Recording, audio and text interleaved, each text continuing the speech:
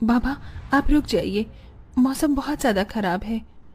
मुझे तो समझ नहीं आ रहा, ये दिन पर दिन मौसम खराब होता जा रहा है। अगर ऐसे ही चलता रहा तो मजदूरी नहीं कर पाऊंगा और घर में खाने को एक दाना तक नहीं आ पाएगा। तभी बहुत तेज आंधी तूफान चलता है। अरे देखो जरा देखो, कितनी तेज तूफान चल रहा है। अरे महेश बेटा, तू झोपड़ी के ऊपर तिरपाल तो लगा कर आया था ना? हाँ बाबा, लगा दी थी तिरपाल। और उसके ऊपर तूने ईंटें रखी थी या नहीं? बाबा, ईंट रखना तो मैं भूल गया। महेश के इतना कहते ही झोपड़ी के अंदर बारिश की वजह से पानी टपकना शुरू हो जाता है। हे भगवान महेश, तूने ये क्या किया? तुझे मैंने कहा था बारिश और तूफान तेज है, तुझे ईंटें रख देनी चाहिए थी। मुझे लग रहा है कि तिरपाल उड़ गई। चल चल मेरे साथ चल। अब तुझे मेरे साथ भीगते हुए मेहनत करनी होगी, नहीं तो पूरे घर में पानी ही पानी भर जाएगा। देवेश इतना बोल ही रहा था कि घर के अंदर वाकई छत से पानी टपकने लगा। हाँ पिताजी, आप सही कह रहे हो, चलो चलते हैं जल्दी से।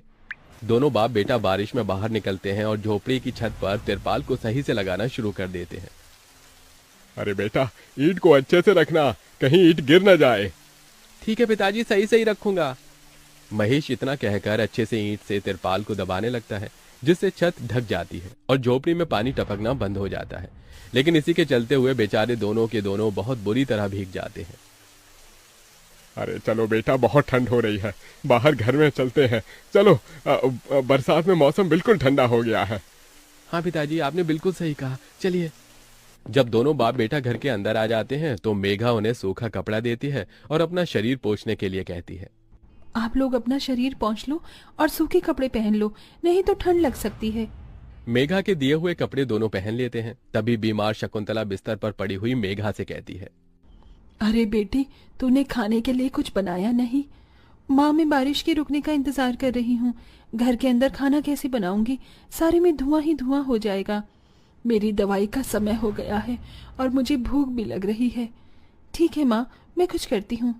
मेघा अपने सिर पर एक सफेद कट्टा रखकर बारिश से बचते हुए बाहर से कुछ ईंटें लाकर घर के अंदर ही छोटा सा चूल्हा बना लेती है और उसी पर खाना बनाना शुरू करती है। अरे बेटी, पूरे घर में धुआं ही धुआं हो गया है। पिताजी, खाना बनाना भी तो बहुत जरूरी था।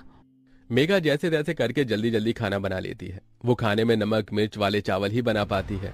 माँ, माँ उठो, ये लोग खाना खा लो। शकुंतला मेघा के हाथों से खाना खाती है। शकुंतला के पूरे शरीर को पैरालाइज हुआ था, जिसके कारण ना तो वो हिल सकती थी और ना ही वो उठ सकती थी। मेरी प्यारी बेटी, इतनी कम उम्र में तेरे ऊपर कितनी जिम्मेदारी आ गई। हम गरीबों का कुछ नहीं हो सकता है। इस गरीब झोपड़ी के अंदर हम कैसे कैसे दिन देखते हैं। कोई बात नहीं माँ, बच्चे समय के अनुसार बड़े होते हैं, लेकिन मैं समय से पहले बड़ी हो गई हूँ। आपको तो खुश होना चाहिए। मैं तो इस कदर लाचार हो गई हूँ कि तेरे सर पर हाथ रखकर तुझे आशीर्वाद भी नहीं दे सकती बेटा। शकुंतला की आंखों से आंसू निकल रहे थे। मेघा उसके आंसू पोंछकर अपनी मां को हौसला देती है, जिसके बाद वो अपने भाई और पिता के साथ बैठकर खाना खाती है। बारिश होती ही रहती है, लेकिन बारिश रुकने का नाम ही नहीं लेती। खाना खाकर वो सभी सो जाते हैं। आधी रात के समय जिस तरफ शकुंतला का बिस्तर होता है, वहां पर पानी टपकना शुरू हो जाता है। अरे ये क्या, पानी टपक रहा है। मेघा, मेघा, लगता है सो गई। अब मैं क्या करूं? ये पानी तो धीरे धीरे टपकता ही जा रहा है। शकुंतला रात भर अपने ऊपर टपकते हुए पानी को ऐसे ही झेलती रहती है, जिसकी वजह से सुबह तक उसके पूरे शरीर में बुखार फैल जाता है। अरे, अरे ये क्या माँ, आपको तो बहुत ही बुखार हो गया है। रात भर ये झोपड़ी की छत टपकती ही रही। मैंने तुम्हें उठाने की कोशिश की, लेकिन तुम्हारे तक आवाज नहीं गई। ये सुनकर मेघा को बहुत अफसोस होता है। वो सूखे कपड़ों पर अपनी माँ को सहारा लगाकर लिटा देती है और उनके कपड़े भी बदल देती है। लेकिन तभी अचानक से गांव में बाढ़ आ जाती है। अरे अरे ये क्या हो, यहाँ तो पानी भर रहा है। अरे लगता है गांव में बाढ़ आ गई है। अरे हम लोग क्या करें? अरे बेटा महेश, अरे भाई, अपनी माँ को कंधे पर उठा, नहीं तो हम सभी बह जाएंगे। अरे पानी में कोई जुगाड़ करता हूँ बेटा।